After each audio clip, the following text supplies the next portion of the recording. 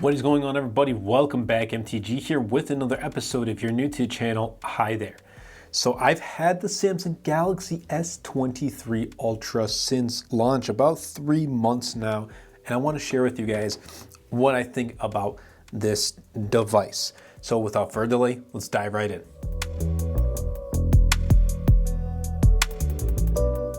Let's start off with the overall design and build quality, very similar to the S22 Ultra, and I think that's a good thing. We don't need to have a huge drastic change in design from year to year. It feels boxier than last year as well, and it has less of a curved display, which I like, and hopefully next year they'll go like full flat display on their S24 Ultra. But it just feels really good in the hand, and I still like that I have the S Pen here when I do need to sign documents here and there.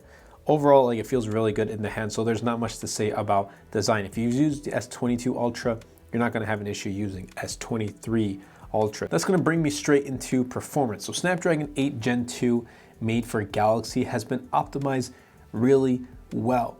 Now, since I've had the phone for 3 months, I can finally tell you that I have had the phone heat up. And that was like on a long road trip when I had the GPS on and it was bright and sunny and the sun was shining straight into the car and the phone was starting to get really warm to the touch. That was the only time. But from daily tasks, day-to-day use, watching YouTube videos, browsing the web, sending emails, calling, playing Call of Duty Mobile is my favorite mobile gaming app. It still has not heated up like it did during those long road trips. And I don't go on long road trips too often. Maybe some, there are maybe some that do, but I don't. That was the only time. Other than that, it's been really good. If you're a light user, absolutely going to love the performance, the speed, the software on this device. Samsung's One UI is also optimized very well. They've refined it so well. It's one of my favorite custom skins, custom OEM skins. So good job, Samsung, there. Now, my model has 12 gigs of RAM paired with a half a terabyte of storage, and I love it. I hope Samsung does add more RAM just to make it like actual Ultra, like S24 Ultra, throw in 16 gigs or 18 gigs of RAM and add more storage. That would feel like an actual Ultra. I think with Ultra devices, just in my opinion, they should just go above and beyond. Pros, probably 12 gigs of RAM, but the Ultras, the ones above the Pros, gotta go straight, like max out everything. That's just my opinion, but just putting it out there. Now, like I said, Call of Duty and watching YouTube videos has been great. Using the Aura app has also performed without any issue whatsoever. And I do want to talk about Aura for a quick second before I do continue into the camera segment. Okay, so I've been using Aura because, look, I've gotten a bunch of robocalls and I really was starting to get annoyed. And you know that anyone can find anything on the internet. And data brokers also profit by selling your information to robocallers, telemarketers, as well as spammers. And I like Aura because of that. It's going to identify your data brokers that are exposing your information, and they will automatically submit opt-out requests on your behalf.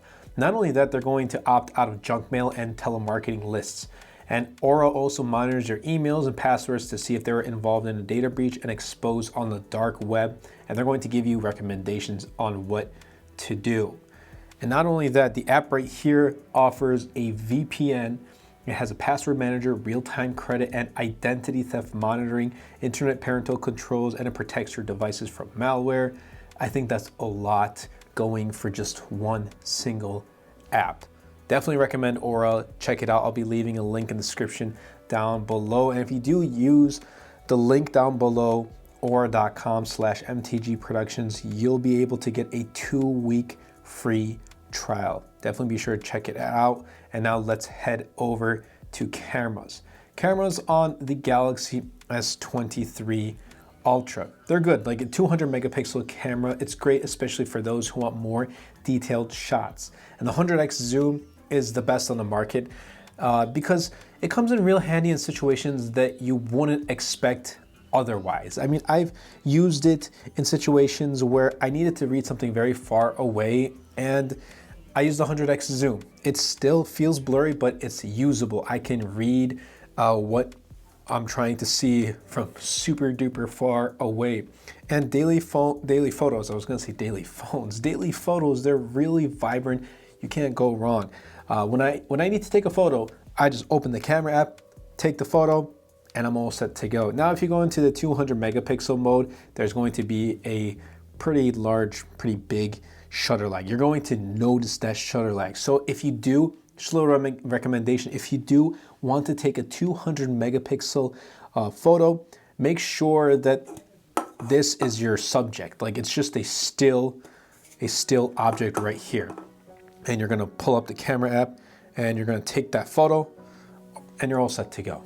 But if it's a normal like day-to-day photo, just don't change your settings. It's already default. It's not in 200 megapixel mode in default when you purchase the phone anyway. So that's really, video is also really good. I don't really have too much to say about video, mainly because I don't record that much video. I usually record more photos than video with the Galaxy S23 Ultra. Now, battery life. This is the one part of the phone I have absolutely loved since its launch. And I do have a little bit of an update. So 5,000 milliamp hour battery has been great. 45 watts of wire charging has been pretty fast. Charges to an hour, or charges to full in about an hour. What? I'm having trouble speaking today. Now, I'm not ending my day with about 45% of screen on time or 45% of battery life anymore. I'm still getting about 6.5, 7 hours of screen on time, but I'm having less charge, about 25 to 30%. And the standby time is not lasting as well, but it's still really good. Like it's still the best battery life on a phone that I have used to date. But 3 months into it, I can slowly start to see, like, and I'm not doing anything different from 2 months ago. I'm not doing anything different on a day-to-day schedule or program of mine. Everything's the same. So I feel like the battery life has slowly, like very slowly started to get a little worse. That doesn't mean I'm not going to recommend this device. I've just been using it since launch and I'm a heavy user, so it does make sense. It still has not let me down. Gotta love, like yesterday morning, I took it out of charge at 5 a.m. and I didn't plug it back into charge until the following night at 4 a.m. Literally 24 hours. It was 23 hours. It was not put in charge, and I put it in charge.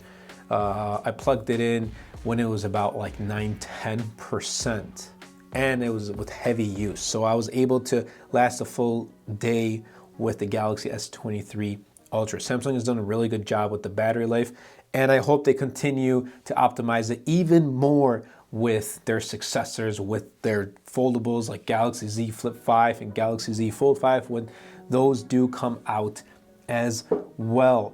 Now, before I do end this 3 months later, I quickly want to just brush off the retail price of $1,200. So retail price, yes, it's expensive, but I gotta tell you, Samsung devices, they always go on sale. I'll be leaving links in the description down below. And I also leave community posts on the channel of frequent sales that go on with the Galaxy S23 Ultra and the other S23 Plus and S23. So just because retail price is $1,200, yes, that's expensive. You can find this on sale. I've seen it for as low as $999 brand new. Obviously that doesn't happen. It just doesn't drop permanently to $999. It'll drop for a while. There will be a sale, and then it'll go back up. And if you want to do trading, you can do that as well. But be sure to stay on the lookout. You can pick up this device for cheaper. So overall, 3 months later, this is still the device in my pocket. Still recommended 110%, and it's one of the contenders to be best smartphone in my opinion. Best smartphones of 2023, because there's been some really good refinements when compared to its predecessor. I'm not looking for a device that changes its design every single year. I'm looking for a device that has good performance, good battery life, and is just really reliable. Galaxy S23 is just that.